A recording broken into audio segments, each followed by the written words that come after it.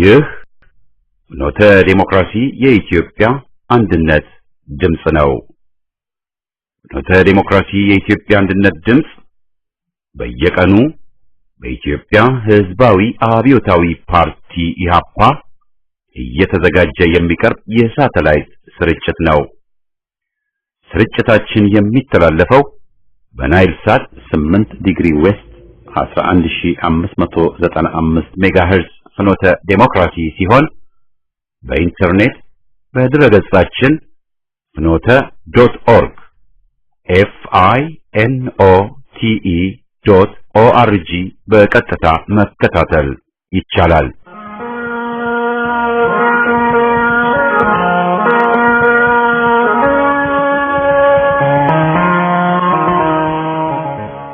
ጤና ይስጥልኝ፣ እንደምን አመሻችሁ አድማጮቻችን። ዛሬ ሰኞ የካቲት 11 ቀን 2011 ዓመተ ምህረት ነው። ፍኖተ ዲሞክራሲ የኢትዮጵያ አንድነት ድምጽ በየቀኑ ከምሽቱ 1 ሰዓት እስከ 3 ሰዓት የሚያስተላልፈውን መደበኛ ፕሮግራም አሁን ይጀምራል። ዝግጅታችንን በዜና እንጀምራለን።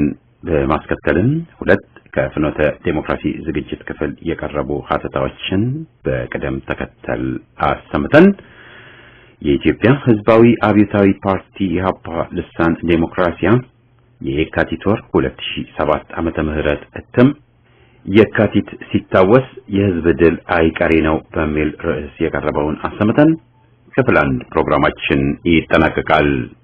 በክፍል 2 ከመጽሐፍት ዓለም ፕሮግራማችን በአቤ ጉበኛ የተደረሰው አንድ ለእናቱ መጽሐፍ ትረካ ክፍል 6 ይቀርባል። በጎንደር አካባቢ የተከሰተውን የሰላም መደፍረስ ለማረጋጋት ኮማንድ ፖስት የተቋቋመ መሆኑ ተነገረ። የ33ኛ አባይ ክፍለ ጦር ኃላፊዎች እሁድ የካቲት 10 ቀን በሰጡት መግለጫ ኮማንድ ፖስት መቋቋሙን ገልጸው ከጎንደር መተማ መስመር ከመንገድ 5 ኪሎ ሜትር ክልል በቡድንም ሆነ በግል ትጥቅ ይዞ መንቀሳቀስ የማይቻል መሆኑንና እንዲሁም በጎንደር ከተማ ከጸጥታ አካላት ውጭ ማንኛውም ሰው ትጥቅ ይዞ መንቀሳቀስ እንደማይችል ገልጸዋል። በተመሳሳይ ሁኔታ በጎንደር ሁመራ መስመርም ትጥቅ ይዞ መንቀሳቀስ ተከልክሏል። ኃላፊዎቹ በመግለጫቸው በእነዚህ መንገዶች ላይ በቡድን የተደራጁ ህገወጥ ሰዎች መኪና እያስቆሙ ዜጎችን መግደላቸውንና መዝረፋቸውን እንዲሁም ዜጎች እየታፈኑ መወሰዳቸውን ዘርዝረዋል። በጌዲዮና በምዕራብ ጉጂ ወሰን ላይ በሚገኘው ጎቲቲ በተባለ ቦታ የሰፈሩ ከ20 ሺህ እስከ 30 ሺህ የሚገመቱ የጌዲዮ ብሔረሰብ ተፈናቃዮች ወደ ነበሩበት እንዲመለሱ ለማስገደድ ያገዛዙ ባለስልጣኖች ምግብ እንዳያገኙ በመከልከላቸው ከፍተኛ ችግር ውስጥ የገቡ መሆናቸውን ጉዳዩን የሚከታተሉ ወገኖች ገለጹ። የእርዳታ ሰጪ ድርጅቶች ወደ ቦታው እንዳይገቡ ቢከለከሉም ቦታውን ለመጎብኘት የቻሉ አንዳንድ ሰዎች አብዛኛዎቹ ህፃናት ገጽታ ልጆቹ በምግብ እጥረት እንደሚሰቃዩ ያሳያል ብለዋል። ተፈናቃዮቹ ወደ ቦታቸው ለመመለስ የማይፈልጉት ቤት ንብረታቸው ስለወደመ የሚመለሱበት ባለመኖሩ መሆኑን የተናገሩ ሲሆን የጸጥታ ሁኔታም ለህይወታቸው አስኪ መሆኑን ይገልጻሉ። ቀደም ብሎ ከታየው ተሞክሮም የጉጂ አስተዳዳሪዎች እርዳታ በመስጠት በኩል አድሎ ሲያደርጉባቸው እንደነበርና እርዳታ ሲከለከሉ መቆየታቸውንም ገልጸዋል። ባለፈው ዓመት በጌዲዮና በምዕራብ ጉጂ በተፈጠረ ግጭት ከ1 ሚሊዮን በላይ ዜጎች ከቤት ንብረታቸው መፈናቀላቸው ይታወቃል። እሁድ የካቲት 10 ቀን በደቡብ አማሮ ወረዳ ከጉጂ ዞን በሚያዋስነው ጎልቤ በተባለ ስፍራ በአካባቢው የሚንቀሳቀሱ ታጣቂዎች በስራ ላይ የነበሩ 2 አርሶ አደሮችን የገደሉ መሆናቸው ታውቋል። በአካባቢው የነበረው መከላከያ በወቅቱ በቦታው አለመገኘት አሸባሪዎቹ እንዲያመልጡ ምክንያት ሆኗል ተብሏል። በወረዳው ካለፈው ሰኔ ወር ጀምሮ በአሸባሪዎች ጥቃት እስካሁን 84 ሰዎች የሞቱ መሆናቸውንና በርካቶች አካል ጉዳት የደረሰባቸው መሆኑን የወረዳው ባለስልጣኖች ይገልጻሉ። በየወሩ 20 ሺህ የሚሆኑ ስደተኞች በየመን በኩል ወደ ሳውዲ ለመሄድ ጥረት የሚያደርጉ መሆናቸውንና ከነዚህም ውስጥ አብዛኛዎቹ ኢትዮጵያውያን መሆናቸውን የዓለም አቀፉ የፍልሰት ድርጅት የገለጸ መሆኑን CNN ባሰራጨው ዘገባ ገልጿል።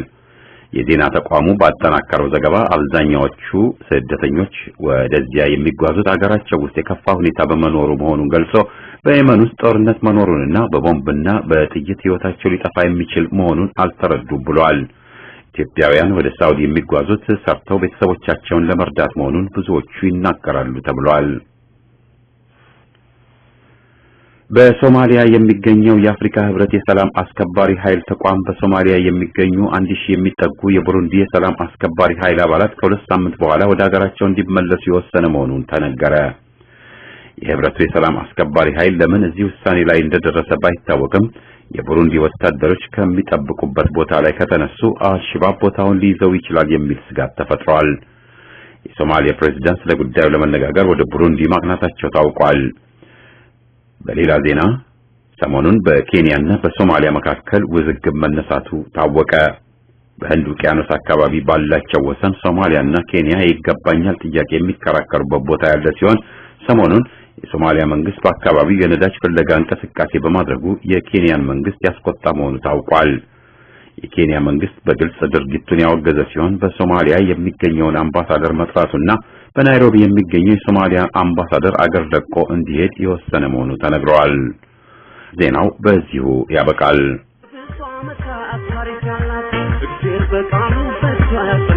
እንዳይኔ ብሌን መሳሳላት ሀገሬ ለኔ እናቴናት ይባርከው መጥቷል ባርከው አንዳርጋኑ ሳይሄዱ ይኑር በሰላም ዘመኑን ሳይካፍኝ ወገኔ ሀገሬን ወገኔን ሀገሬን ወገኔን ሀገሬን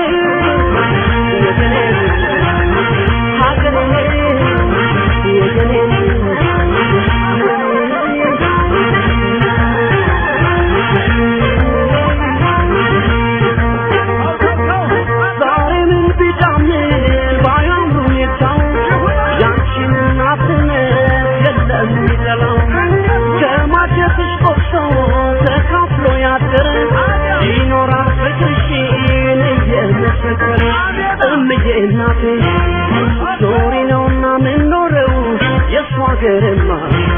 የሷገርማ የሰነው ሀገሬናቴ አንቺን ባወድስ ባሞግስሽ የፍቅርና የሱቃላት ነው የሚደርስ ሀገሬ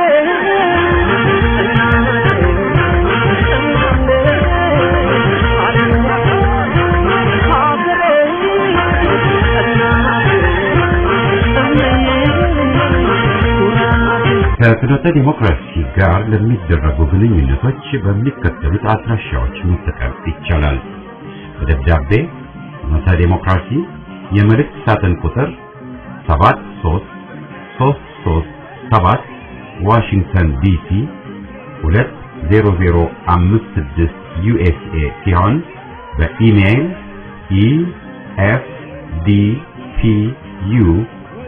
efdpu@aol.com የብሶመታ አካሪታላት እግዜር በቃሉ ፈቷላት እንዳይኔ ብሌን መሳሳላት ሀገሬ ለኔ እናቴናት ይባርከው መጥቷል ባርከው አንዳርጋኑ ሳይሄዱ ይኑር በሰላም ዘመኑን ሳይካፍኝ ወገኔ ሀገሬን ወገኔን ሀገሬን ወገኔን ሀገሬን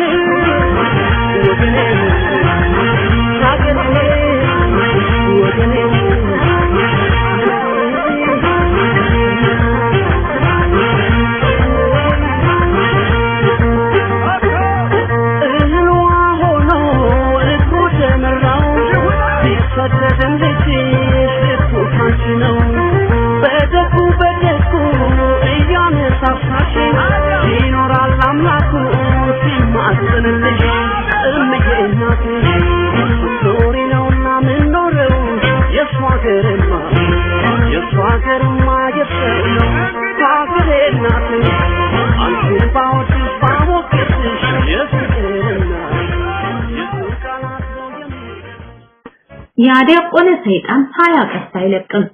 ወያኔ ገና ውንብድናውን ሲጀምር ጸረ አማራና ጸረ ኢትዮጵያዊ ሆኖ ነው። ጸረ ኦርቶዶክስ ሃይማኖት ሆኖ ነው የተንቀሳቀሰው። እስልምናንና የገዳ ስርዓትን መብት አስከባሪ መስሎ ለፖለቲካ መሳሪያነት ያገለግለኛል ብሎ ለጎሳ ክፍፍሌ ይጠቅመኛል ብሎ በማሰቡ በተለይ በመጀመሪያው አካባቢ ወዳጅ መስሎ ለመታየት በቤተ ክርስቲያን ዙሪያ መስጊድ ካልቆመ ያለ ሲጋበዝ መቆየቱ አሊ የሚባል አይደለም።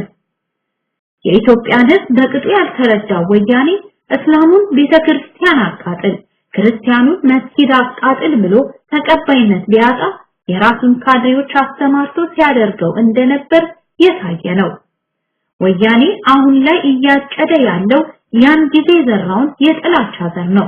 የኢትዮጵያ ሕዝብ ዘር፣ ጎሳ፣ ሃይማኖት፣ እድሜና ጾታ አይደለም እኔ ኢትዮጵያዊ ነኝ ብሎ በግልጽ ነግሮታል። የአንድነታችን ጠላት ወያኔ ነው በማለት አሳውቆታል። እኛ አንድ ላይ የኖርን አንድ የሆንን ሕዝብ ነን፣ ሕዝቦች አይደለንም። ሕዝቦች ያንተ ቅዠት ነው፣ ኢትዮጵያን ለማፈራረስ የተጠቀምክበት ቃል ነው። አለበለዚያ በምንም የቋንቋ መስፈሪያ ሕዝቦች የሚለው ቃል አንድ ሕዝብንና ሀገርን አይወክልም። ወያኔ አማርኛንም እንዳማራው ላፈናቅል ካላለ በስተቀር የነጠላ ቁጥር መግለጫ የሆነን ቃል ለብዙ ቁጥር መገለጫ ማዋል ባልተገባው ነበር። ወጣቱ በማያወላዳ ሁኔታ እኛ አንድ ሕዝብ ነን፣ በአንድ ሳይኮሎጂ የተገነባን ኢትዮጵያውያን ነን በማለት ቢነግረውም ወያኔ በግድ እኔ ያልኩትን ካልተቀበልክ ብሎ በአጋዚ ጦሩ እየጨፈጨፈው ይገኛል። ወያኔ በማንቆሻበል ጊዜ አልፏል። ግብግቡን ፈልጎታል። የኢትዮጵያ ሕዝብ ደግሞ ወያኔ ስለፈለገው ሳይሆን እሱ በፈቀደው ወቅትና ሰዓት ልኩን ሊያሳየው ዝግጁ ነው። ትግል በሞት አይገታም። ሕዝብን በማስፈራራት እንኳን ወያኔ የፋሺዝም ፍልስፍና አለቆቹ እነ ሂትለርና ሞሶሎኒ ከነቅዠታቸው አልተነበሱም። ሕዝብ ዋጋቸውን ሰጥቶ አሰናፋቸዋል። ወያኔ ሕዝብን ይቅርታ አልጠይቅም፣ ይህን ከማደርግ ድርጅቴ ኢህአዴግ ሊፈርስ ይሻለኛል ብሎ በአባይ ፀሐዬ በኩል ነግሮናል።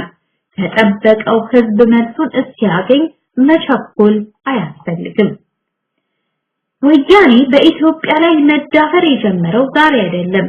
በሜዳ ድንፋታው በአንድ ነው ደማችን ሀገር አይገነባም ብሎ ተሳልቆብናል።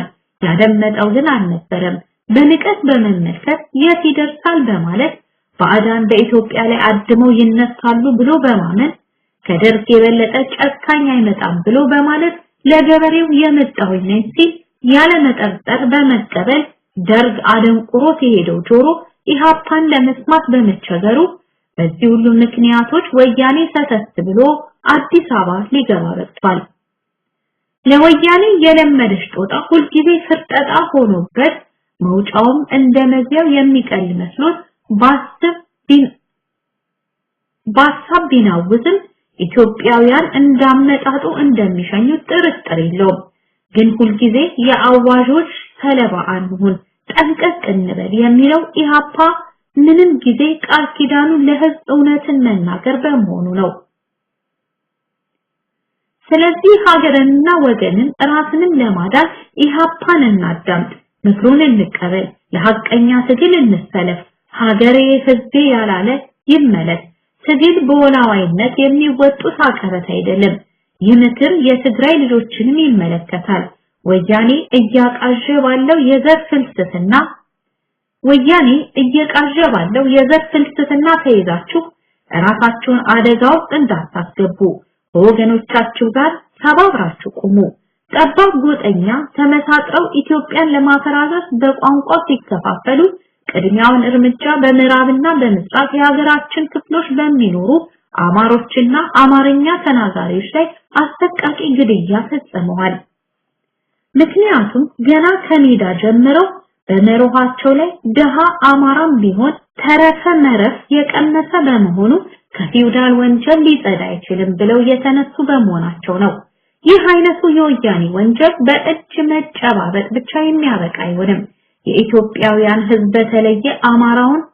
የኢትዮጵያን ሕዝብ በተለይም አማራውን ነገድ ጎንበስ ብሎ ይቅርታ መጠየቅ ግዴታው ነው። ልትገርሞኝ የኢትዮጵያን ሕዝብ በተለይም የአማራውን ነገድ ጎንበስ ብሎ ይቅርታ መጠየቅ ግዴታው ነው። በወልጋዳ አስተሳሰቤ ሕዝብና ሀገርን በድያለሁ ብሎ ማለት ለግድያው ተመጣጣኝ ባይባልም ለሕዝብ የመገዛትን ባህሪ አስተምሮ ያልፋልና ተቀባይነት ሊኖረው ይችላል። የማቤት ጠፍቶ የማሊበጅ የአውሬ መፈንጫ ይሆናል እንጂ ሲል የኖረን ይሁንታ በአንዲት ሐረግ ይቅር በልኝ ብሎ ማግኘት ከፍተኛ ጸጋ ነው። ወያኔ ስልጣን ይዞ የህዝብን ንብረት ከመደበቅና ከመስረቅ ውጪ ራዕይ ኖሮት አያውቅም። የሚያደርጋቸው ነገሮች ሁሉ በግብታዊነት የሚፈጸሙ ናቸው። ኢትዮጵያን ከመገንባትና ለህዝቧ በጎ ከማሰብ ይልቅ ጊዜ የሚያጠፋው እንዴት ኢትዮጵያን ሊያፈራርሳት እንደሚችልና ባዕዳን ጌቶቹን የሚያስደስትበትን በማስላት እንዲሁም የደረሰኝ ደብዛዎችን አጥቶ ከስርቆት ወንጀል የሚድንበትን ዘዴ በመፈለግ ላይ ብቻ ነው። ወያኔ ማለት ያ ነው። አሁንም ያልገባቸው ካሉ፣ በጥቅም የተገዙ ካሉ፣ በጠባብ ጎሳኝነት የታወሩ ካሉ የህዝብን ተግሳጽ ተጠበቁ፣ ጊዜውን ይጠብቁ። ወያኔ ባዕዳንን ተለማምጦ ለስልጣን ሲበቃ ኢትዮጵያን ለማፈራረስ፣ ህዝቧን ለማስተራመስ፣ ሃይማኖቷን ለማርከስ ቃል በመግባት ነበር። በዚህም አድራጎቱ የኤርትራን ህዝብ ከወገኖቹ ለያየ። የጎንደርን መሬት ከሱዳን ጋር ተከፋፍሎ ግማሹን ለራሱ ግማሹን ለሱዳን ሸለመ። አማራውን ናቀ፣ አጠቃ፣ ተሳለቀ። በኦሮሞ ላይ ተሞሻለቀ፣ አጠቃ፣ ተሳለቀ። ወያኔ የኢትዮጵያን ህዝብ አላወቀውም። አንዱ ትውልድ ቢያሳልፈው ሌላው ትውልድ የሚያምቀው መሆኑን አልተረዳውም። ኢትዮጵያ ማለት በአንድ ትውልድ ተፈጥራ በአንድ ትውልድ የምትጠፋ ሀገር አድርጎ ነበር የቆጠራት። በራሱ ገመድ ታነቀ፣ በራሱ ተሸማቀቀ። ያለፈውን ትውልድ ገድዬ ጨርሼ አሰድጄ አስሬ አርፋለሁ ብሎ በማሰብ ተንደፋደፈ። በሰረቅኩት ገንዘብ እፎይ ብዬ ዝናናለሁ ብሎ ሲዘገጃጅ ወጣቱ የኢትዮጵያ ልጅ ደርሶ ማን ቁርጡን ያዘው። የህዝብ ግብር አለብህ ክፈል ብሎ አፋጠጠው። የኢትዮጵያ ህዝብ ፍርድ የሚሰጥበትን ወቅትና ጊዜ ያውቀዋል። ዝም ብሎ ሲያሳልፍ የፈራኝ የመስላቸው ግብዞች ማንነቱን ያላወቁ ብቻ ናቸው። ኢጣሊያ 40 ዓመት ጠብቃና አረሳታ ኢትዮጵያን ማጥቃት ይቻላል ባለችበት ወቅት ለማጥቃት ስትሞክር ለ5 ዓመታት በዱር በገደል ሽፍቶች ፋሽስትን ፍዳ አስቆጥረው ያባረረው የኢትዮጵያ አርበኛ ኢጣሊያ እንዳሰበችው በጎሳና በቋንቋ ተከፋፍሎ አላሰነደቃትም። ይልቁንም አብሮ አንድ ሆኖ አስገረማት። አሁንም የተደገመው ያ ነው። ወያኔ 26 ዓመት ተዝናንቶ የዘረጋው የመከፋፈል ፖሊሲ በኢትዮጵያ ልጆች በቄሮና በፋኖ ሲፈረካከት ወያኔ ከማልቀስ ውጪ አማራጭ የለውም። ህዝብ ሲያፈጥበት፣ ህዝብ ዘገሩን ሲነቀልቅ መውጫ መግቢያ ይጠፋል የሚባለው ለዚህ ነው። የኢትዮጵያ ህዝብ ይሄ ነው። ጠላቱ አይመችም። ችግሬ በሰው ፊት እንዳታጋልጠኝ እኔኑ ብቻዬን ጎሰም አርገኝ ብሎ ነው የሚነሳው የሚቆራኘው። ችግሩ አንድነቱን አይፈታውም። ግፍ ያንገሸገሸው ወጣት ገንፍሎ ሲወጣ እንኳን አዋጅ እንኳንስ አጋዚ ጦር ማንም አይመልሰውም። ፊቱን ነበር እንጂ መጥኖ መደቆስ አሁን ምን ያደርጋል ድስት ጥዶ ማልቀስ እያለ ቄሮና ፋኖ ተዛባበተበት። ወያኔ ሀዲዱን ስቶ ገደል እየገባ ነው። ተስፈኞች ተስፋችሁን ቁረጡ፣ ተሳፋሪዎችም በጊዜው ዘላችሁ ራሳችሁን አትርፉ። የሚጠብቃችሁ ጭው ያለ ገደል ነውና። ህዝብ ምንጊዜም አሸናፊ ነው። እርቅ ሳይሆን የሚያሻው ጥልቅ ግንዛቤ ነው።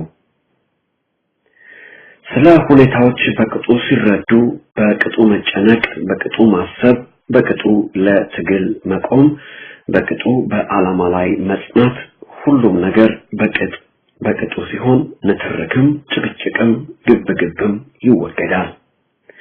እስከዛሬ ያለው መናቆር ዝም ብሎ የተፈጠረ የሚመስላቸው ሰዎች አሉ። አንዳንዶቹም በቃላት አጠቃቀም ላይ የተፈጠረ አስመስለው እናሸንፋለን እና እናቸንፋለን በሚል ተራ ትርጓሜ ይጠቅሳሉ። ነገር ግን ጉዳዩ ቃላት አልነበረም። መሰረታዊ የሆነ የዓላማ ልዩነት ያስከተለው ነበር። መንግስት ነኝ ያለ ሁሉ ህዝብን ሲንቅና አያውቅም፣ ገና አልሰነጠነም፣ ማወቅ ይገባዋል እያለ በህዝብ ላይ የራሱን ድክመት ሊጭን ሲሞክር ደንቆሮ ሲያደርገው መመልከት የማይቻል ነው። ባያቅም ካለማወቁ ይማርበታል፣ ስልጣንና መብቱን ተውለት ማለቱ ከኢሃፓ አይነቱ ህዝባዊ ፓርቲ የሚጠበቅ ነበር። እኛ እናውቅለታለን፣ መብቱን እየተመጠነ ይለቀቅለታል እያሉ ሲቀልዱ አስተውለናል። ለምሳሌ መኢሶን ዴሞክራሲ በገደብ እያለ ሲል ዝም ብሎ ማለፍ በኢህአፓ በኩል የሚቻል አልነበረም። የጽሑፍ ክርክር ተጀመረ። ይህ ለመቋቋም ሲያቅተው በየቀበሌው ወጣቶችን ማሸበር፣ ማሰርና አሳቦ መግደል የካድሬዎቹ ተግባር ነበር። ይህ ሁኔታ የኢህአፓ አመራር በተለያዩ ቃለ ምልልሶች ላይ ገልጠውታል። ለመሆኑ ማን ነው የገዛ መብቱ እየተመጠነ እንዲሰጠው የሚፈቅድ? የተሸራረፈ ዴሞክራሲ ያውልህ ብሎ የሚወረውርለትስ ማን ነው? ጠቡ ይህ መሰረታዊ የግንዛቤ ልዩነት የፈጠረው አለመግባባት እንጂ ሌላ ምክንያት የለውም። መንግስትንን ባዮች ሁሉ የህዝብ ተቀጣሪዎች እንጂ የህዝብ አዛዦች አይደሉም። ህዝብ ሲፈልግ በስልጣን የሚያቆያቸው፣ ሲፈልግ ደግሞ የሚያባርራቸው ናቸው። ይህ አይነቱን ሀቅ ከማይቀበል ሰው ጋር ምንም አይነት ድርድር ቢደረግ መግባባት አይቻልም። ለምሳሌ ለወያኔ ኢትዮጵያ የሚሉ ቃል ዛሩን የሚያስነሳበት ነው። ስለዚህም ከወያኔ ጋር ስለ ኢትዮጵያ መነጋገር ይቻላል የሚል ስለ ኢትዮጵያ ፖለቲካም ሆነ ስለ ወያኔ የሚያውቀው ነገር የለም ማለት ነው። የለበጣና ጊዜ ለማጥፋት ካልሆነ በቀር ወያኔን ጋብዞ ድርድር ምንም ጊዜ አይሰራም። ስለዚህ እርቅ ሳይሆን የሚያስፈልገው ጥልቅ ግንዛቤ ነው። ህዝብ መሰረታዊ መብቴን አትጣሱ ብሎ ታገለ እንጂ መብቴን ስጡኝ ወይም አሰጡኝ ብሎ አልጠየቀም። መብት በችሮታ የሚለገስ አለመሆኑን አታውቅም የተባለው ህዝብ ማወቁን ደጋግሞ አሳይቷል። ኢህአፓ ከህዝብ ተነጥሎ ስለማያውቅ የህዝብን ፍላጎቱን ጠንቅቆ ያውቀዋል። በመሆኑም ነው በዚህ ሁሉ የመከራ ዘመን ሳይነጣጠሉ የዘለቁት። አንዱ የሌላው ጋሻና ጠለላ የሆነበት ምክንያት ጥርት ያለው ህዝባዊና ሀገራዊ ዓላማ ስላቆራኛቸው ነው። የህዝብ ፍቅርና የዓላማ ጽናት መስዋዕትነት የሚገለጥ እንጂ በወሬና በዲስኩር የሚጠናቀቅ አይደለም። ህዝብ የሚሞትለትን አይቷል ያውቀዋልም። መስካሪ አያሻውም። ህዝብና ኢህአፓ የማይታወቁ ቢሆን ኖሮ እንኳንስ 40 ዓመት አንድ ዓመትም አብረው ባልቆዩ ነበር። ኢህአፓ ለአድራጎቱ ምስጋናም አዋጅም አያስፈልገውም። ምንጊዜም በተግባር ከህዝብ ጎን አለመጥፋት ዓላማን አለመሳት ነው ብሎ የሚያምን በመሆኑ ነው። ከዚህ ውጪ በባዕዳን ግፊት የሚደረግ ጉንጭ አልፋ ድርድር ህዝብ የሚያውቀው አይደለም። ህዝብ ካላወቀው ደግሞ ኢህአፓ ለማወቅ ይቸገራል። ኢህአፓ የህዝብን ጥቅም አስቀድሞ የሚያይ መሆኑና ለድርጅታዊ ጥቅምና ስምምነት ባለመመቻቸቱ በርካታ ተከፊዎችና አኩራፊዎችን እንዳፈራ የታወቀ ነው። ዘወር ብለው ቢያዩ ግን ሀገርን ለማዳን ግልብ ውሳኔና የጥድፊያ እርቅ ሳይሆን የሚያስፈልገው ጥልቅ የሆነ ግንዛቤ መሆኑን ነው። ኢህአፓ የህዝብን ወሳኝነት ለማረጋገጥ ሲል መስዋዕትነት ከፍሏል። ለዚህ ነው ከመጀመሪያው ህዝባዊ መፈክሮች አንግቦ ጊዜያዊ ህዝባዊ መንግስት አሁኑኑ፣ መሬት ላራሹ፣ ዴሞክራሲ ያለ ገደብ ብሎ ታግሏል። ከዚህ ውጪ የትኛው የተሻለ መፈክር ተገኘ?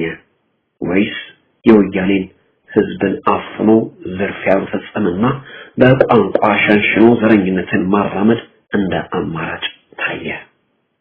እርግጥ ነው እንደነ መንግስቱ ያሉ በማያውቁት የሚቀላምዱ ደንቆሮች ሀገሪቱን አደጋ ላይ ሲጥሉ የሻዕቢያን የወያኔና የኦነግ ሰላዮች ባጠገባቸው ኮልኩለውና ቁልፍ ቦታዎችን አስይዘው በውጪ ሲደነፉ ሀገር ወዳድ የሆኑ አማሮች፣ ኦሮሞዎች፣ ትግሬዎችና ሌሎችም እየተለቀሙ ተገደሉ። ይህ ነው የደርግና የመኢሶን የፖለቲካ ችሎታ ያስገኘልን። የዚህ አይነቱን መከራ በመስዋዕትነት ያሳለፈው ኢህአፓ በትግል ስም መሐላውን ለደረደረ ሁሉ የእቅፍ አበባ ይዞ መገኘት ባይጠበቅበትም ሲጀምር በሀገር ጉዳይ ላይ ቂምም ሆነ ጠብ መኖር አለበት ብሎ የሚያምን አይደለም። ሲቀጥል በባዕዳን አደራዳሪነት የሀገርን ህልውናም ሆነ የህዝብን መብት ማስከበር ይቻላል ብሎ መቀበል ያዳግታል። የባዳም ድርድር ያተረፈልን ምን እንደሆነ ጠንቅቀን እናውቃለን። ህዝብ ያፈረበትን ጠላት ቀና ያለበትን ጠባቦች ያሽካኩበትን ተቀበሉ ብለው ነው ያሉን። ይህ የአሁኑ ሁኔታ ደግሞ እውን የተጣላ አለና ነው የተጨነቁት ወይስ ትግልን ለማኮላሸት አስበው?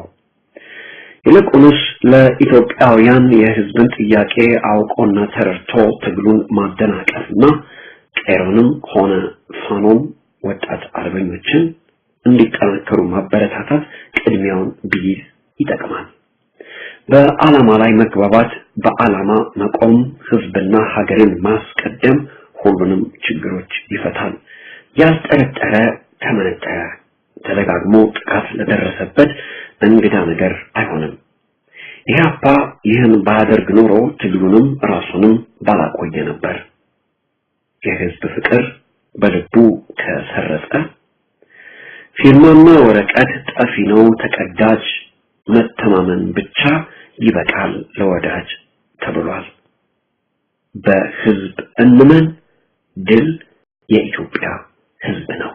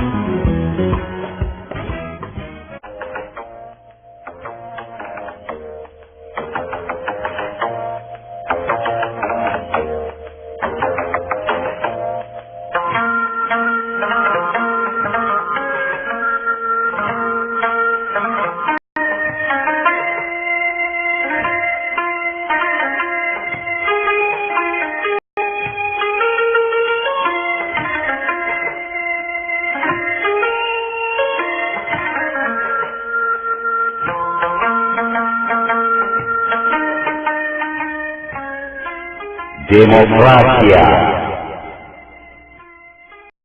የኢትዮጵያ ህዝባዊ አብዮታዊ ፓርቲ ኢህአፓ ልሳን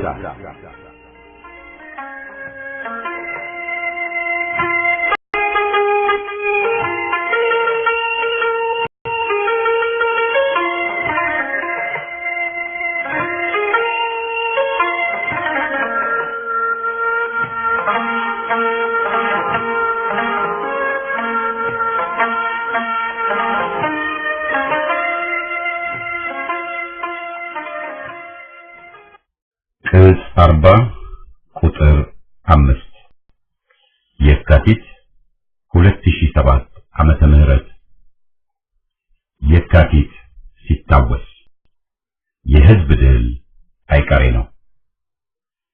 የካቲት ለኢትዮጵያውያን ሁሉ ልዩ ስፍራ ያለው ታሪካዊ ወር ነው። የካቲት በአንድ በኩል በነጻነትና በአገር ፍቅር ስሜት ልባቸው እየነደደ መስዋዕት ሆነው ያለፉትን ወገኖቻችንን በቁጭት ያስታውሳል። በሌላ በኩል ደግሞ በእነሱ መስዋዕትነት ውጤት በሆነው ድል አንገታችንን አቅንተን በመሄዳችን በቃልም ሆነ በጽሑፍ ሊገለጽ የማይችል ስሜት በአእምሯችን ውስጥ ይጭራል። የነጻነት ግንብ ፈራርሶ በወደቀበት ያ የጨለማ ዘመን ነጻነታችንን አንነጠቅም፣ ክብራችንን አናስደፍርም በማለት በርካታ ኢትዮጵያውያን መስዋዕት ሆነዋል። በትግላቸውም የሀገራቸውን አፈር በደማቸው አብኩተው የባርነትን አለት ባጥንታቸው ጠርበው የነጻነትን ግንብ አንጸውበታል። አንድ ሕዝብ ታሪኩን ሲያስታውስ በቅርሱ ለመኩራራት ወይም በጎደለው ለመሳቀቅ ሳይሆን ካለፈው ጠቃሚን ትምህርት ለመቅሰምና ይህንንም ለመጪው ትውልድ ለማስተላለፍ ነው። ተስፋን ለመጪው ትውልድ የሚያስተላልፍ ዜጋ ሁሌም ሕያው ነው። ታሪክን የማስታወስና የመዘከር ልምድ የሕዝብ ጸጋ ነው። በየካቲት 66 የፈነዳው ሕዝባዊ አብዮት ግፈኛን ስርዓት ከማስወገዱ ሌላ የሕዝብን የትግል መንፈስ እና ጽናት፣ ህብረት፣ ቆራጥነት በሚገባ አሳይቷል። ከ30 ዓመት በፊት ግፍ የለመደች መሬት ሆነችና አገራችን ኢትዮጵያ የሕዝብ ድል በአምባገነንነቶች ተነጠቀ። ያኔው የ17 ዓመቱ እንክርዳድ በተራው ጊዜውን ጠብቆ ሲታጨድ ደግሞ ሌላ እንክርዳድ ራሱን ወያኔ ብሎ የሰየመ አረም ፈልቶና አገርን ጨምድዶ ይዞ እነሆ በየካቲት 66 በደም ታጅበው ተስተጋብተው የነበሩ የሕዝብ ጥያቄዎች ዛሬም ምላሽ አልባ ሆነው የሕዝብን ስቃይ ገላጭ ሆነው በመቀጠል ላይ ናቸው። ከዴሞክራሲያ ግፍ አይፈሬ መሬት እንክርዳድ ያበቅላል።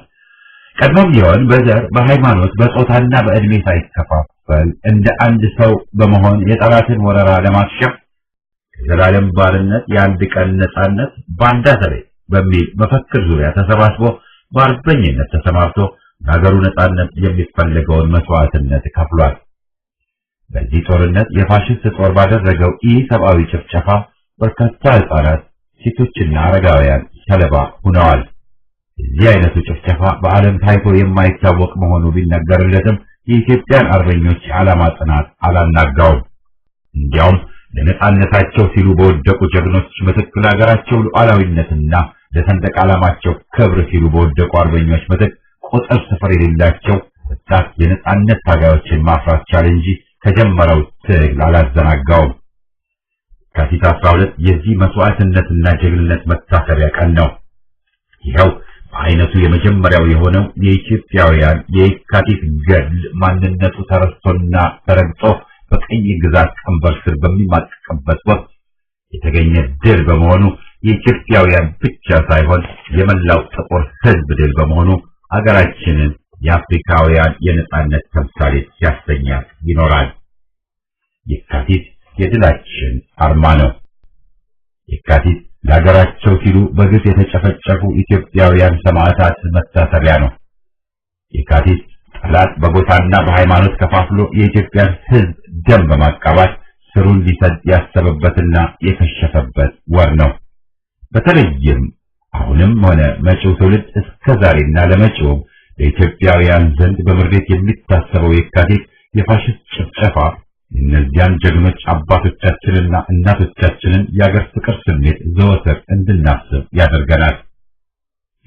የሀገራቸውን ክብር በጠላት ከርሰ መቃብር ላይ ለማረጋገጥ በዛሬው የአዲስ አበባ ዩኒቨርሲቲ ግቢ ውስጥ በግራዚያኒ ላይ ቦምብ በመወርወር የሀገርና የወገንን ፍቅር ስሜት የገለጹት አብርሃ ደቦችና ሞገስ አስገዶም ይታወሱናል።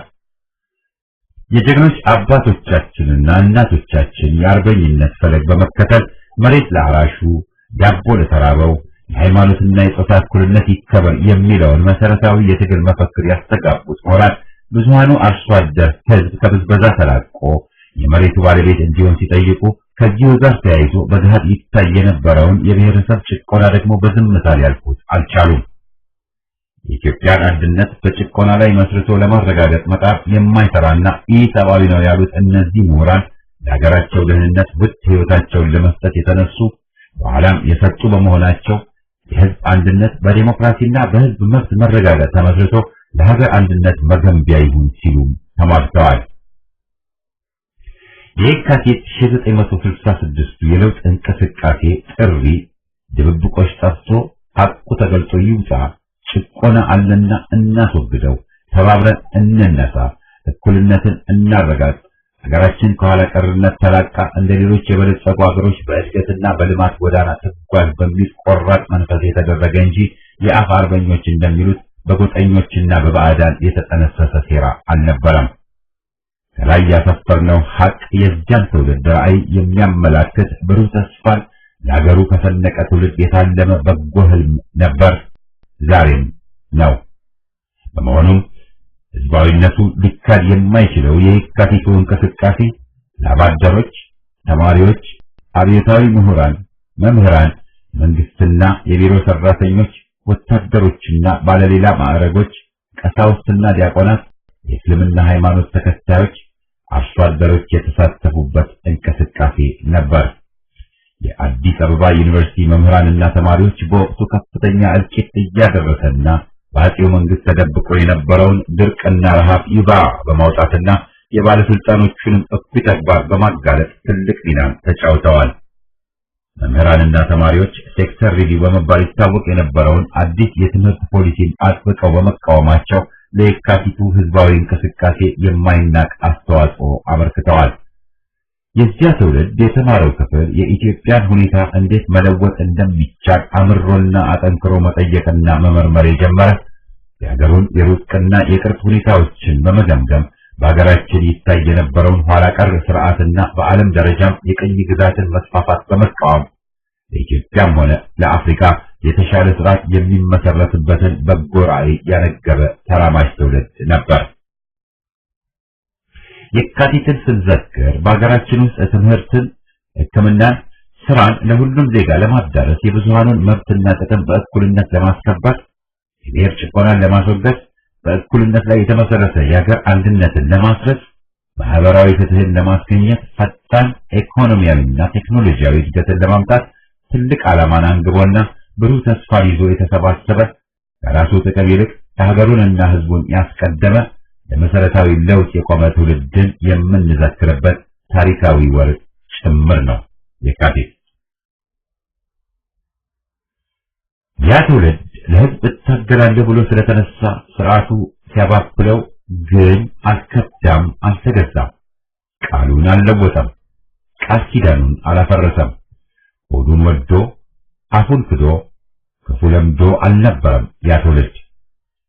ትግል ቆራጥነትን ይጠይቃልና አስፈላጊውም ወኔ ነበረው። ትግል መስዋዕትነትን ይጠይቃልና ለሀገሩና ለወገኑ ሊሰዋ ዝግጁ ነበር፣ ተሰውቷልም። የካቲት 66 የዚህ ቆራጥነትና አገር ፍቅር መንፈስ ነጸብራቅ የሆነው ትግል ውጤት ነው። የእናት ወጥ ዥንጉርጉር እንደተባለው ደግሞ ህብረተሰብ አንድ ወጥ አይደለምና ቅራኔዎች የለውጥ አዋላጅ ናቸውና በየመደቡ በየፈርጁ ለጥቅሙ መቆም የሚጠበቅ ነውና የህዝቡ ድል በታጠቀው ክፍል ሲነጠቅ ለባለነፍስ ያደሩ ጥቂቶች አልነበሩም። ደርጉ የህዝብን ድል የነጠቀ ኃይል ሳይሆን መብትን አስከባሪና ለውጥን አረጋጋጭ ነው ያሉ አብረውት ተሰልፈው ለራሳቸውም ለህዝብም መከራ የሆነን አገዛዝ ደገፉ፣ አጠናከሩ። ስርዓቱ የግፍ አገዛዙን ለመጠበቅ በባዕዳን ተደግፎ የሽብር ክንዱን በህዝብ ላይ ሲያሳርፍም የተከተለውን አሰቃቂ እልቂትና ፍጅት ሁላችንም የምናስታውሰው ነው። በዚህ ክፉ ዘመን ደግሞ ራዕዩን ያረሳውና ወኔውን ለጭብጡ ያልቀየረው ክፍል ታሪክ ዘወትር በሚዘክረው ጀግንነት አረመኔውን መንግስት ታገለ፣ መስዋዕት ሆነ። ዛሬ ይህ አይነቱ ቆራጥነትና ለሀገርና ዓላማ ታማኝነት አጥቶ አንዳንዴም ጸረ ወያኔው ከመለስ ደጋፊው አልለይ እያለ ባስቸገረበት ወደ ኋላ መለስ ብለን የካቲቱን 66 ተመክሮ መገምገም ማስታወሱ ጠቃሚ ይሆናል። የአፄው አገዛዝ ለተለዋዋጩ የሀገራችን የፖለቲካና ማህበራዊ ሁኔታ ተገቢውን መልስ ለመስጠት አለመሞከሩ ህዝብን ያሳተፈ ዴሞክራሲ እንዲመጣ ለተደረገው ትግል ለቀረበው ህዝብ ጥያቄ የዝሆን ጆሮ ይስጠኝ ማለቱ፣ የብሔር ብሔረሰብ እኩልነት አለማረጋገጡ፣ የመሬት ስርዓት ለማሻሻል አለመፈለጉ፣ የሃይማኖት እኩልነትን አለማረጋገጡ፣ ትውልድን ጎጂ የሆነ የትምህርት ስርዓት በመቅረጹ ወዘተ የተነሳ የመደብ ቅራኔው በህብረተሰብ ውስጥ እንዲያድግና እንዲከር በተለያዩ የአገሪቱ ክፍሎች የተበታተኑ የሽፍትነት ባህሪ ያላቸው በዝቅተኛም ደረጃ ቢሆን የድርጅት ቅርጽን የያዙ የአመፅ እንቅስቃሴዎች እንዲስፋፉና ህዝቡ ለትግል እንዲነሳሳ ሁኔታዎች እንዲፈጠሩ አድርጓል። ውድቀቱንም ጋብዟል ማለትም ይቻላል። በወቅቱ በተለይም በሀገራችን ደቡባዊ፣ ሰሜናዊና ምስራቃዊ ክፍሎች ተበደልን፣ ተረገጥን የሚሉ ብሔር ብሔረሰቦች በትጥቅ የተደገፈ እንቅስቃሴ በማድረግ ከኃይለ ሥላሴ አገዛዝ ጠባቂዎች ጋር መጋጨታቸው ስርዓቱ በቅራኔዎች የተሞላ መሆኑን አረጋግጠዋል።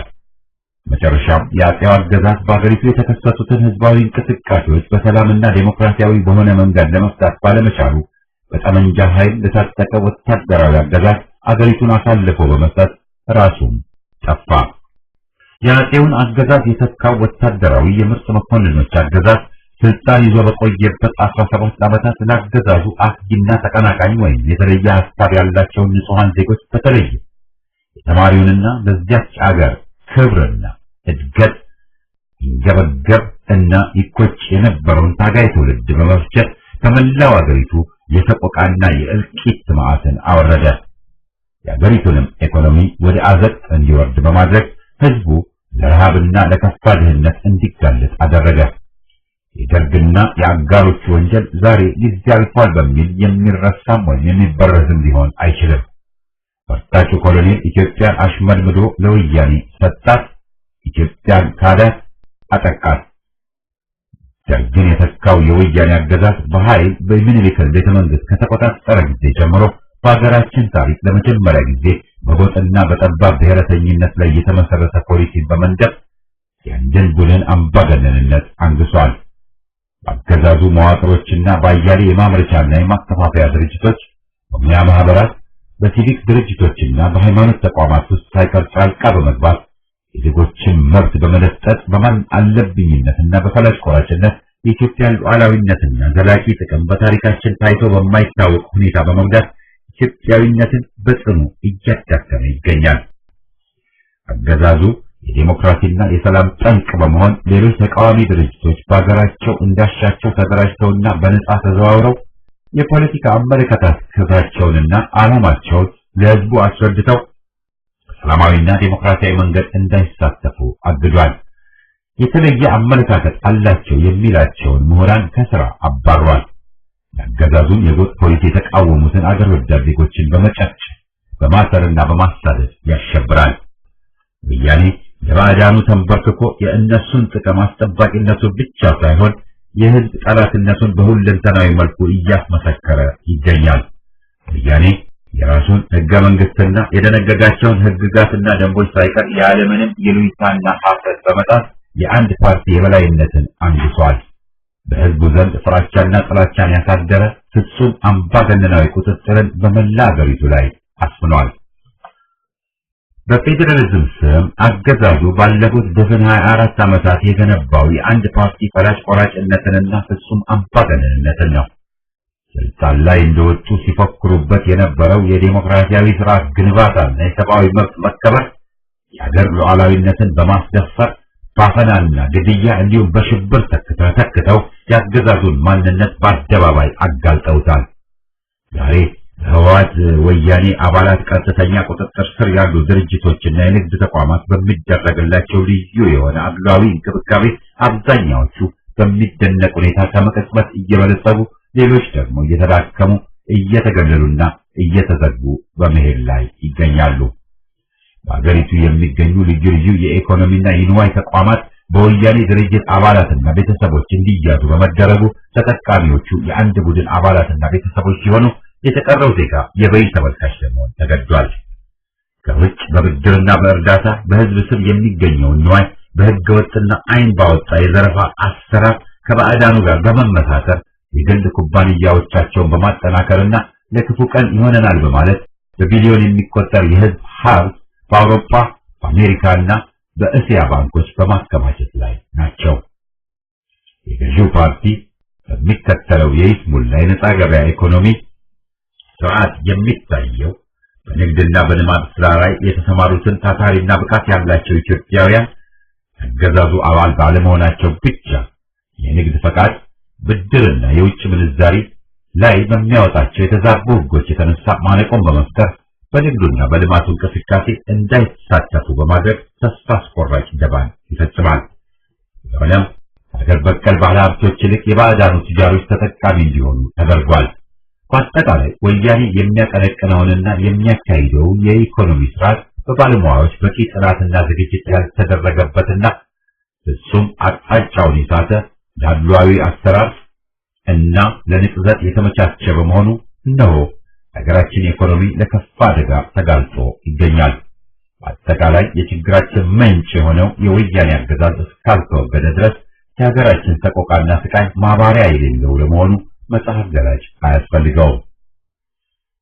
በየካቲት 1966 ዓመተ ምህረት የፈነዳው የኢትዮጵያ ሕዝብ አብዮት ያነሳቸው መሰረታዊ የዴሞክራሲ ጥያቄዎች ዛሬም አልተመለሱም። የዚህ ሕዝባዊ እንቅስቃሴ አብይ ዓላማ በሀገሪቱ ፍትህ የሰፈነበት ስርዓት መትከል በመሆኑ እስካሁን በተከታታይ በሀገራችን የተተኩት አገዛዞች አምባገነን በመሆናቸው ሕዝባዊ ትግሉ አሁንም በሂደት ላይ ይገኛል። ይህ ትግል ሕዝቡን የስልጣን ባለቤት ማድረግ ሲሆን ታዳሚዎቹም ሕዝብና የሕዝብ ወገኖች ብቻ ናቸው። ሌላ ሕዝብን ለስልጣን የሚያደርስ አቋራጭ መንገድ የለም። የሕዝብ ትግል የሚያመጣው ለውጥ ስር ነቀልና ጠንካራ የሀገር መሰረት የሚጥል በመሆኑ የሀገርና የሕዝብ ጠላቶች ይጠሉታል፣ ይፈሩታል፣ በጽኑም ይታገሉታል። የሕዝባዊ ትግል ግቡ ሩቅ፣ መንገዱም ዳገታማና ጠመዝማዛ፣ ጉዞውም አድካሚ ነው የሚባለው ይህንን ሁሉ ፈተናና መሰናክል ማለት ስላለበት ነው። በየካቲት 1991 ዓ.ም የወጣው ዴሞክራሲ እንዲህ አስፍሮ ነበር። የካቲት 66ን አብዮትና የሕዝብን ታሪካዊ ትግል ስንዘክርም አንዱን የካቲት ሸኝቶ ሌላውን ሲቀበል የከረመው የሀገራችን ሕዝብ ዕጣው ከጅብ ጎሬ ወደ ጅብ ዋሻ ቢመስልም በትግሉና በመስዋዕትነቱ ታሪክን መቃኘቱ ማደሪያውን ዕጣውን ሊለውጥ ሊያሻሽል መዋደቁን ለመዘገብ ነው። የገዢዎች ዜና መዋዕል መሰረትነቱ ተሰርዞ አንጀቱን በድግ ጠፍሮ አስሮ ከተፈጥሮም ከባለስልጣኑም ተጋትሮ ይህችን አገር በላቡና በደሙ ማንነቷን የረገጣት አሻራውን አሳርፎባት አገር ያደረጋት ብዙሃኑ ጭቆን ሕዝብ ትንሽ ምላጭ አገር ስላጭ እንዲባል በተናቀው ክንዱ የጀመረው ጉሸማ ትግል የሥርዓት ለውጥ ወልዷል። በየካቲት 66 ሕዝባዊ ትግል በግንባር ቀደምትነት ከተመጎልቶ ቢታይም ሥርዓቱ የሕዝብን እንቅስቃሴ እንዳያኮላሽ እንቅፋት የሆነበት የትግሉ መፈክሮች ዋነኛ ጥያቄዎች የሕዝብን መሰረታዊ ብሶትን ፍላጎቱን ያስተጋቡ መሆናቸው ነው። የወቅቱ ታጋይ ምሁራንም ሚናቸውን ሲፈርጁ በሕዝብ አንደበትነት በመሆኑ መሬት ላራሹ ብለው ሲፋለሙ፣ እኩልነት ብለው ሲዋደቁ፣ ሰራተኛው ሕዝብ ባለመብት ይሁን ብለው ሲሰለፉ፣ እጁ ለተነፈገው ግና ግሮ ጥሮ ላስተማራቸው ሰፊ ሕዝብ ላንቃ ሆኑት እንጂ መፈክሩን አነገቡለት እንጂ ሌላ ዓላማም ሆነ ግብ አልነበራቸውም። የካቲት አብዮት ሲገመገም ኋላ የተከሰተው መርገም ግንዛቤን የሚለውጥ መሆን የለበትም። አብዮቱ በእርግጥማ የሥርዓትን ለውጥ ያስከተለ ትግል ነበርና ከተሳታፊዎቹ የየግል ይዞታና እምነት ባሻገር የጭቁኑ ሕዝብ ታሪክ ሰሪነት አለው ባይነትን ያስመዘገበና ያንን የገለማ ግን በእብሪትና በግፍ የጨቀየውን ሥርዓት ያዋከበና የደረመሰ ነበር። የካቲት አብዮት በደርግ ተብዬው ማጅራቱን ቢመታም አዲስ ገዢ መደብ ቤተ መንግሥት ከመግባቱ በፊት የመሰበተውን ሥርዓት አስወግዷል። የካቲት አብዮት ደርግን አልወለደም። በዝባዡን አጼውን ሥርዓት ግን ቀብሯል። በዚህ በተራዘመ ሕዝባዊ ትግል የኢትዮጵያ ሕዝብ የከፈለው መስዋዕትነት እጅግ የከፋና የመረረ ድሉም እንደዚያ የራቀበት ምክንያት ከላይ በሐቅ የተነሳ ነው። ሕዝብን ለስልጣን ባለቤትነት የሚያበቃው ግዙፍ ድል መስዋዕትነት መጠየቁ መጠርጠር የለበትም። በዚህ መስዋዕትነት የማታ ማታ ድሉ አይቀሬ መሆኑን እርግጠኞች ነን። የማይናወጠው ጽናታችንም ምንጩ ይኸው በሕዝብ ላይ ያለን ፍጹም የሆነ እምነት ነው። የሀገርና የሕዝብ ፍቅር ስሜት ጠብቆ ለማስተላለፍ የካቲትን ታሪክ በሚገባ መመርመርና ማወቁ ተገቢ ነው። የዛን ዘመኑ ትውልድ የመሰረታዊ ለውጥን አስፈላጊነት አምኖ የታገለበት ምክንያት ከላይ በስፋት እንደተጠቀሰው የሚወዳት ሀገሩን የበለጸገች ለማድረግ የህዝቡን ፍትሃዊ ስርዓትን እድገትን ለማስገኘት የሀገርን ህልውናና የዜጎችን አንድነት የሚፈታተኑ ወቅታዊ ችግሮችን በቅጡ በማጤን መፍትሄ ለመጠቆምና ለመሻት ይበጃል ብሎ ያመነበትን ሐሳብ ተግባራዊ ለማድረግ በማሰብ ጭምር ነው። ዛሬም ያን የታገለ ትውልድ የሚያወግዙ ብዙዎቹ ከአረመኔው ደርግ አብረው ትግሉን ሊያጠፉ ህዝብን የጨፈጨፉ ሊሸፍኑት ያልተቻላቸው ሀቅ የትውልዱን ጀግንነት፣ ቆራጥነት፣ ህዝባዊነትና አገር ወዳድነት ነው። ትውልዱ ለምን ግቦች ተነስቶ እንደተሰዋም ዛሬ መደበቅ ወይም ማጣመም የሚቻል አልሆነም። በየካቲት 1991 ዴሞክራሲ ሰፍሮ የነበረው የሚከተለውን አሳምሮ ያጠቃልለዋል።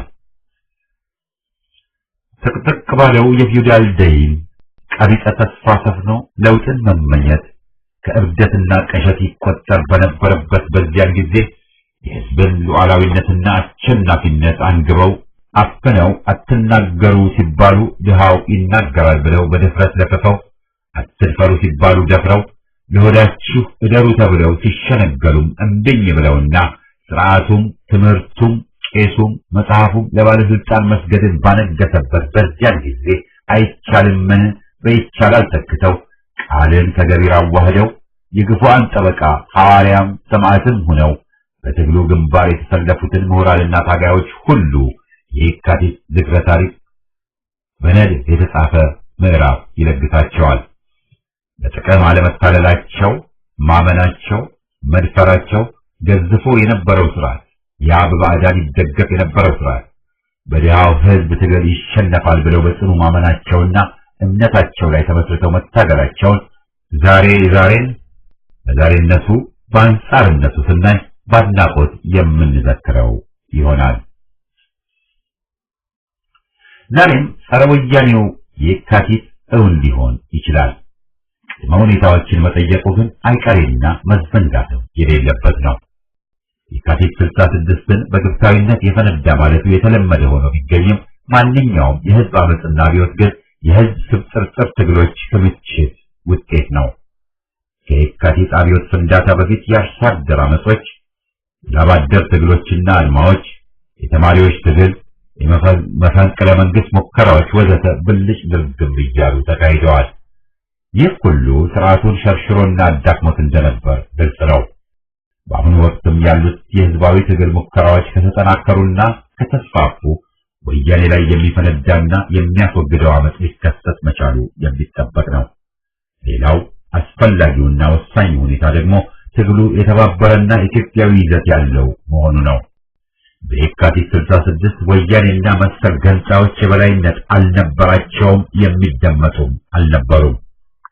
ወያኔ ከፋፋይና ዘረኛ አገዛዝ 24 ዓመት ካሳለፍን በኋላ ግን ሁኔታው መቀየሩ አልቀየረምና እንደ ህዝብ ኢትዮጵያዊ ሆኖ ለማመጽ ያሉት ጋዜጣዎች በቀላሉ መታየት የሌለባቸው ናቸው።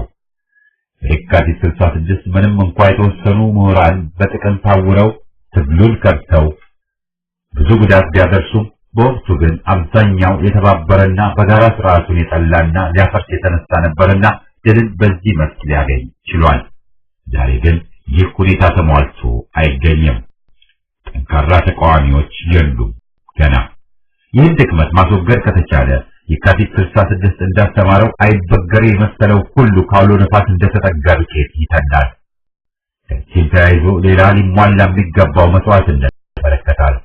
በትግሉ ብዙ ዜጎች ስለተሰዉ ደርግን ወግን ባለው ትግል አያሌ መስዋዕትነት በመክፈሉ ህዝብ ተፈጀ፣ ያታገለው ድርጅት ወጣቱን አፈጀ ብለው የሚለፈፉ ፈልተዋልና የካቲት የሚጠይቀው ድፍረት በቦታው አልገኝ ብሏል። ሰላማዊ ትግል የሚባለውን በጠነከረ መንገድ የሚካሄድ ሳይሆን በእጅ መስጠትና ጀምሮ ላለመቀጠል ማጠየቂያ ሆኗል። ስለዚህም ለጸረ ወያኔ የካቲት ለመስተዋት ዝግጁ ሆኖ መገኘትን የግድ የሚል ይሆናል። የህዝቡን ትግል የሚያደናቅፉትንና የሚከፋፈሉትን ማሸነፍ ያስፈልጋል።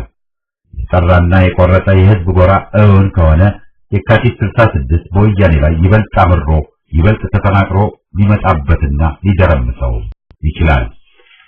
ይህንንም በተመለከተ የካቲት 91 በወጣው ዴሞክራሲያ በመደምደሚያ ይህን ቀስ እንዘጋለን። ደርግ ሲወድቅም ሽግግሩ ህዝብና ሀገርን በጠቀመ መንገድ እንዳይከናወን ወያኔና ባዕዳን እንቅፋት ሆኑ። ህዝብ በመስዋዕትነቱ ያስገኘውን ድል ልክ እንደ የካቲት ተቀምጦ መብቱን ተነጥቆ የሀገሩ ይዘት ሳይቀር ሲቀየር በተመካችነት ተገዶ ተመደበ። ይህም ጸረ ህዝብ አገዛዝ በአፍ ደረጃ የካቲትን ማጅራት ከመጣው ኃይል የተለየ መስሎ ቢቀርብም በአምባገነንነቱ ተመሳሳይ ሆኖ የፈጸመው ሁሉ እነሆ ዛሬ ዞሮ ለራሱም ለሀገራችንም መዘዙ በስቷል።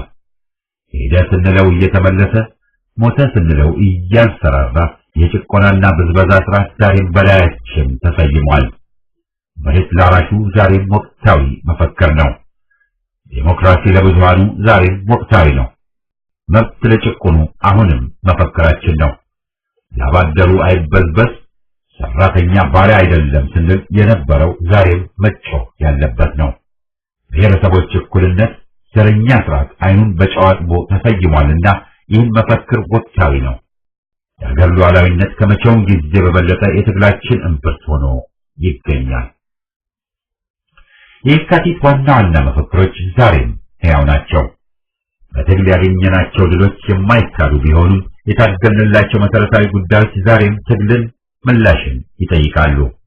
በመቼውም ጊዜ የከፋ ሁኔታ ደግሞ ከስልጣን ጥሜት ሌላ አገርን ማጥፋት ተልዕኮ የሆነው ቡድን ለቤተ መንግስት መብቃቱ ነው። አገርን መጠበቅና ከጥፋት ማዳን ወሳኝ በሆነበት ወቅት ላይ ደርሰናል።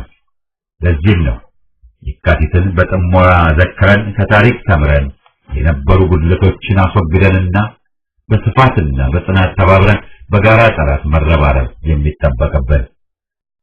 የካቲትን በትግል መዘከራችን ተገቢ ነው። የካቲት ማለት ትግል፣ ቆራጥነትና ሀገር ፍቅር ማለት ነበር ነው። ያፓ ታሪኩ ከየካቲት አብዮት ጋር የተቆራኘ እንደመሆኑ መጠን ለህዝብ የገባውን ቃል ኪዳን በማክበር በየካቲት የዓመት መንፈስ ዛሬም ጸንቶ ለሀገርና ለህዝብ ትግሉን ቀጥሏል። በባሩድ ሳይታጠል በተፋፋመ ትግል ሳይታጀብ በሰላምና በእልልታ የካቲት አብዮት የሚዘከርበት የህዝብ ጊዜ ህዝባዊ ስርዓት ሲመጣ ይህን ትግሉን ይቀጥላል። ከዚህ ዛሬ 16 ዓመት በፊት ከተጻፈ መልእክት በተጨማሪ ሊባል የሚቻል የለም። የካቲት አብዮት በትግል ይዘከራል። የነጻነት ዋጋ ድንበሩ እስከዚያን በዘመን አስመርቅ ግንባርህን አሳየው ግንባርህን አሳየው ግንባርህን አሳየው ግንባርህን አሳየው ግንባርህን አሳየው ግንባርህን አሳየው ግንባርህን አሳየው ግንባርህን አሳየው ግንባርህን አሳየው ለመድብ ለፓርቲ ቀድሞ የታገለ መካይ ተፋላሚ ከጎን ያታገለ ሕግ የበላይ ይሁን ብለህ ያስተማርከው ሉዓላዊነትን በክብር የያዝከው የአገር ክብር መላሽ ኢህአፓ እውነት ነው የሕዝብ ተስፋ ነህ ግንባርህን አሳየው ግንባርህን አሳየው ግንባርህን አሳየው ግንባርህን አሳየው ግንባርህን አሳየው ግንባርህን አሳየው ግንባርህን አሳየው ግንባርህን አሳየው ግንባርህን አሳየው ቅንነት የሞላው ሁሉንም ያቀፈ ዓላማው በጥናት በግልጽ የተጻፈ ለፍትህ የቆመ በደልን የጠላ የጨለማው መብራት የእውነት ብርሃን ፋና እምነት፣ ጽናት፣ ፍቅር ኢትዮጵያዊነት ነው።